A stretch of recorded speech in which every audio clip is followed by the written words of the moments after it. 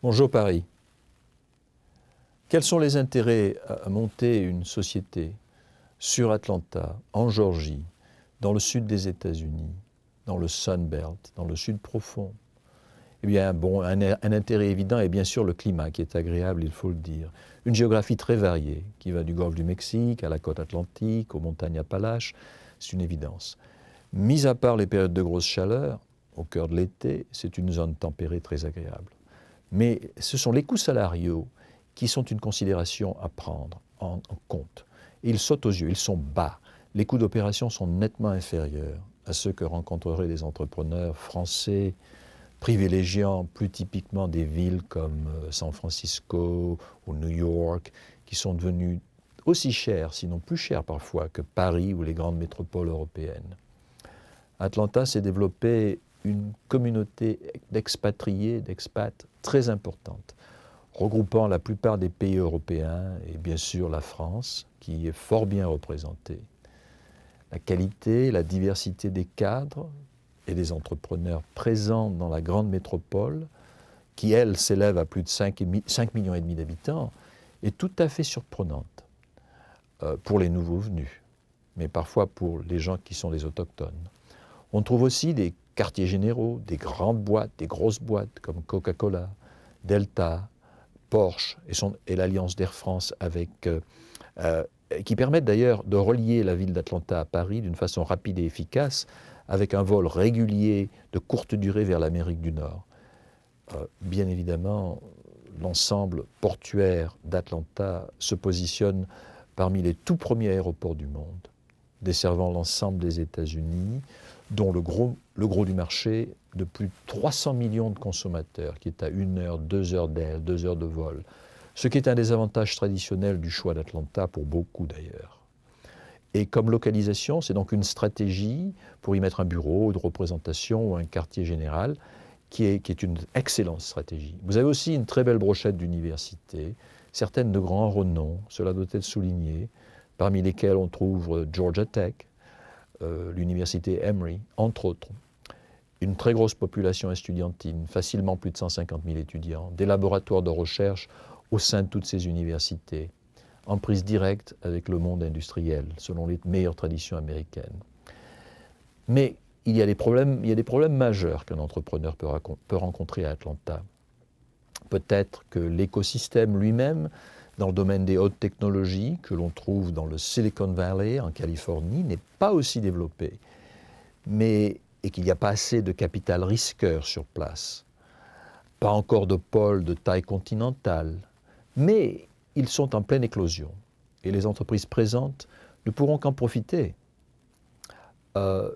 Des organisations, par exemple, telles que Atlanta Startups, Technology Association of Georgia, le très connu ATDC, qui est une pépinière, ATDC, sont de véritables accélérateurs et les nouveaux venus sont accueillis les bras ouverts dans la meilleure des traditions sudistes et cosmopolites. Le financement facile peut encore être un problème. Il n'y a pas autant de pépinières qu'à San Francisco. Le visa de travail peut être un problème, mais avec le bon choix d'un avocat, la question peut être résolue très rapidement. Par contre, il y a des idées reçues qui sont fausses, et il faut le dire tout de suite. Autant en emporte le vent n'a jamais existé que sur les écrans. Le côté arriéré du Sud, comme cliché, a été dépassé depuis 3 générations. Le clivage noir-blanc est aussi largement dépassé dans presque tous les aspects de la vie quotidienne. Et cette perception est fausse. En tous les cas, pour Atlanta, à n'en pas douter. Par contre, Atlanta n'est pas une métropole excitante sur le plan touristique, mais c'est une métropole où il fait bon vivre, y acheter, ou louer à bon marché de très belles surfaces immobilières et y élever des enfants. Et il faut prendre le temps de connaître la ville. Atlanta se mérite, se découvre. Ces quartiers ont des tailles de petites villes et les distances parfois peuvent décourager, mais c'est typiquement à l'échelle de ce grand continent. Il y a aussi, il faut le dire en passant, de très bons restaurants qui représentent une belle surprise pour les nouveaux venus. Le coût de la vie est très abordable. C'est une vérité qu'il faut souligner. La ville est très dynamique, très preneuse d'idées nouvelles. Les spécificités du marché du travail, eh bien, il y a une énorme industrie du tertiaire, hallucinant le nombre d'avocats, de comptables, d'agents immobiliers, une des plus concentrées car certains secteurs, autres secteurs sont eux-mêmes sous-développés et c'est un phénomène de compensation. Mais ces autres secteurs, en dehors du service, sont en pleine croissance. Il y a une grosse communauté noire avec des racines historiques qui a créé une vraie économie de la bourgeoisie. Et ça, il faut le reconnaître et le souligner. Les secteurs porteurs ou les niches pour les entrepreneurs français qui souhaiteraient s'y installer, eh bien, il y en a beaucoup. Je vais en citer quelques-uns.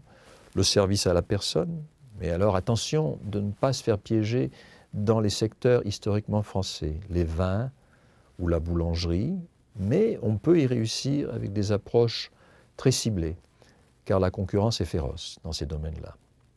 On trouve ici tous les métiers de l'informatique, purs et appliqués. Le service médical, la santé, le bien-être, secteur très porteur, en partie propulsé par la fameuse loi Obamacare. Prenons par exemple la gestion du dossier électronique. Le secteur de la défense et de l'aéronautique, très très porteur. La logistique, Atlanta est une ville capitale dans le domaine de la logistique, aérienne aussi bien que routière qu'intermodale. En amont comme en aval, il y a d'excellentes pistes à poursuivre. Les technologies propres, reliées à la logistique, aussi représentent un secteur à ne pas négliger sur la zone pour les opportunités d'affaires. En somme, la culture du risque et de l'ambition qui fait défaut peut-être ailleurs est très marquée ici et se retrouve dans tous les aspects du montage et de la gestion d'une nouvelle affaire. Merci.